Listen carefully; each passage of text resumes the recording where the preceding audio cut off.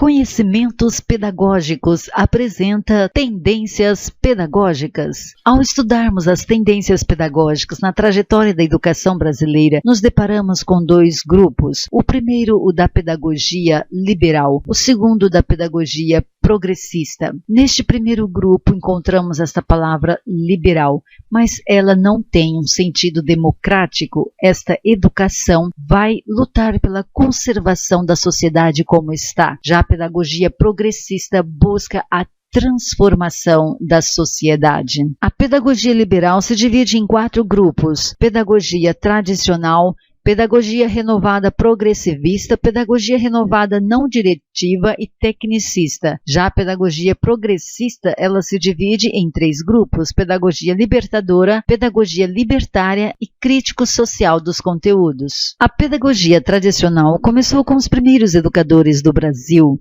os jesuítas. Já a renovada progressivista e a renovada não diretiva tiveram seu início no final do século XIX e começo do século XX. A pedagogia tecnicista já para os meados do século XX, década de 60. A libertadora, libertária e crítico social dos conteúdos começaram na década de 70, mas ganharam força a partir da década de 80. Alguns autores não subdividem a pedagogia renovada progressivista e pedagogia renovada não diretiva. Apenas colocam como pedagogia renovada, ou então pedagogia da escola nova, lembrando o manifesto dos pioneiros. E também alguns não mencionam a pedagogia libertária. Para melhor compreensão, vamos analisar neste estudo cada uma destas tendências. Pedagogia tradicional. O principal personagem desta pedagogia é o professor. Ele é o centro. Ele é autoritário e suas aulas são expositivas. O principal foco é o conhecimento intelectual e moral. O método utilizado é o da repetição e memorização mecânica. Portanto, todos os seus alunos são alunos passivos.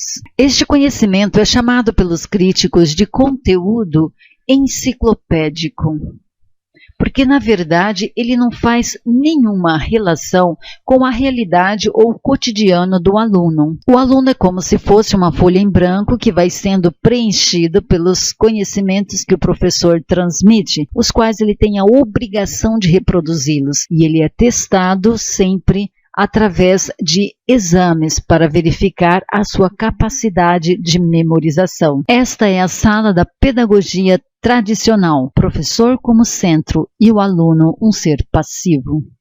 Em oposição à pedagogia tradicional, surge a pedagogia renovada progressivista, ou conhecida também como renovada pragmática. O progressivista está relacionado a uma escola dentro de uma sociedade em mudança, mas não podemos confundir com progressista, que vamos ver logo mais à frente. Qual o foco da pedagogia renovada progressivista? Nós temos então aqui o aprender a aprender. Os alunos são levados a aprender fazendo ou aprender a aprender. Os métodos utilizados na pedagogia renovada progressivista são as pesquisas, os projetos, as experiências. O professor passa a ser um auxiliar. Ele vai criar condições para que o aluno se autodesenvolva, para que o aluno tenha uma autoaprendizagem. Por isso, ao contrário da pedagogia tradicional, que o professor era o centro, agora quem passa a ser o centro é o aluno. Nesta pedagogia, o trabalho em grupo é supervalorizado porque o aluno aprende a ser solidário, participativo e também a respeitar o outro. Portanto, através das descobertas, o aluno passa a ser também um aluno ativo, bem oposto ao aluno passivo que vimos anteriormente. Pedagogia renovada não diretiva. A ênfase aqui é na formação de atitudes através do relacionamento interpessoal. Professor e aluno num clima agradável. O professor é um facilitador. Ele deve ser um especialista em relações humanas. Ele deve ser confiável, receptivo, criando um clima de aprendizagem ou de autoaprendizagem. Os alunos buscam a autorrealização. Por isso colocamos aqui aluno realizado, essa busca pela autorrealização e também uma aprendizagem mais significativa que possa ser aplicado na prática. Na pedagogia renovada não diretiva, o aluno ainda é o centro do processo educacional. O mais importante não são os livros, as aulas, as matérias, mas sim a sua realização pessoal, é sentir-se bem consigo mesmo e com o seu semelhante.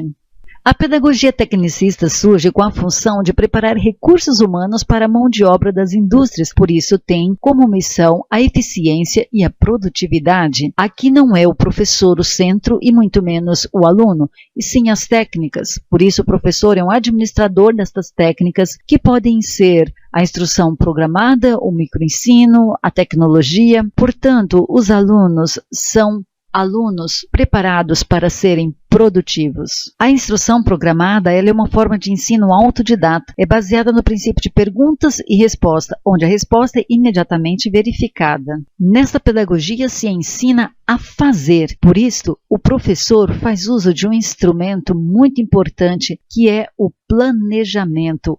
Ele estabelece seus objetivos e também todas as técnicas e métodos que serão utilizados, bem como a forma de avaliar esses alunos para que eles desenvolvam habilidades e possam atuar já no mundo pronto.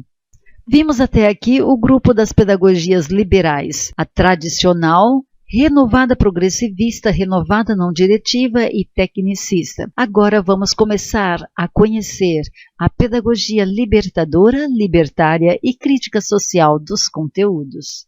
Pedagogia libertadora está fortemente ligada ao seu idealizador, Paulo Freire. Tem como missão a conscientização e a transformação social. Ela propõe a formação de homens capazes de refletir sobre sua realidade, reconhecer-se como oprimido e visar mudanças estruturais na sociedade. Por isso, trabalha com temas geradores, através de grupos de discussão e também realizações de diálogos. O professor é considerado nesta pedagogia um animador, buscando formar alunos críticos.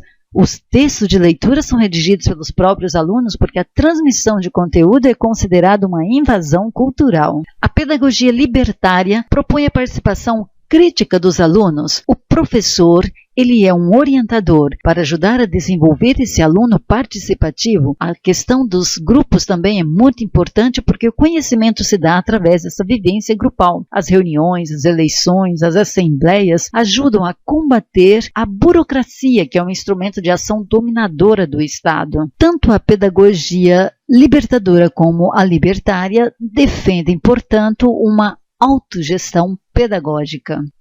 A pedagogia crítico-social dos conteúdos valoriza o conhecimento como forma de crítica e possibilidade de superação do modelo de sociedade. Portanto, ela enfatiza o conteúdo vivo indissociável da realidade. Nós temos aí algumas formas de trabalho como análise crítica, a teoria e prática e também a experiência e o saber.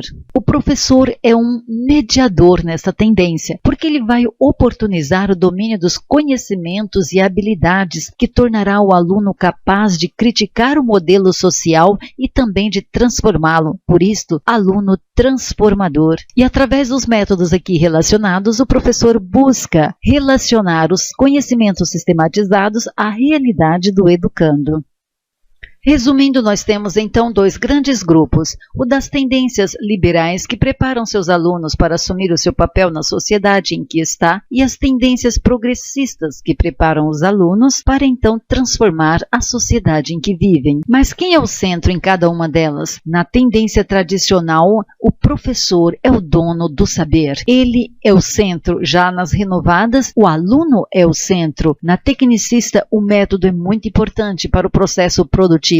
Na libertadora e libertária, que não aceita imposição, é a autogestão pedagógica. Já na crítico-social dos conteúdos, a relação entre conteúdo e sociedade é de suma importância para uma futura transformação. E o professor, na tradicional, ele é autoritário, na renovada progressivista, um auxiliar, e na renovada não diretiva, um facilitador. Na tecnicista, administrador, libertadora, animador, libertária, orientador e na crítico-social dos conteúdos, um mediador. Já o aluno na tradicional, ele é meramente passivo. Na renovada progressivista, um ser ativo e na renovada não diretiva, ele busca autorrealização. Na tecnicista, um ser produtivo. Na libertadora, crítico. Na libertária, participativa, ou seja, em ambos, crítico e participativo. Na crítico-social dos conteúdos, ele busca ser um transformador. Vamos relembrar pelo menos um método de cada tendência. Na tradicional, nós temos a aula expositiva. Na renovada progressivista, as pesquisas, descobertas. Na renovada não diretiva, o relacionamento interpessoal, muito importante. E na tecnicista, a instrução programada é um dos métodos. Na libertadora, temas geradores. Libertária, vivência grupal. E na crítico-social dos conteúdos, análise crítica. O foco da pedagogia tradicional está no desenvolvimento intelectual, da renovada progressivista no aprender a aprender ou aprender fazendo também. Renovada não diretiva, a formação de atitudes. Tecnicista, eficiência e produtividade. Libertadora, conscientização e transformação. E libertária, participação crítica. Já a crítico-social dos conteúdos quer oferecer um conteúdo vivo, indissociável da realidade. Finalizando, temos alguns destaques. Na tradicional, temos Herbert, que estruturou passo a passo a aula, com a preparação, apresentação, associação, generalização e aplicação de exercícios. E aqui podemos mencionar também os jesuítas, que aplicaram a metodologia tradicional durante muitos anos. A renovada progressivista, temos Piaget com sua teoria de aprendizagem, Dewey relacionado aos projetos e Anísio Teixeira se destaca no movimento dos pioneiros. Renovada não diretiva, temos Carl Rogers, que enfatizou a questão da afetividade na educação, o relacionamento professor-aluno. Tecnicista, Skinner, com a teoria comportamentalista, em que se utiliza o estímulo e resposta. Bloom, com a sua classificação sobre os objetivos. Na libertadora, o nome sempre vem em mente. Paulo Freire, que destacou aí uma educação para jovens e adulto. Na libertária, temos Preney Miguel Arroyo, na crítica social dos conteúdos, Nadias e Dermival Saviani.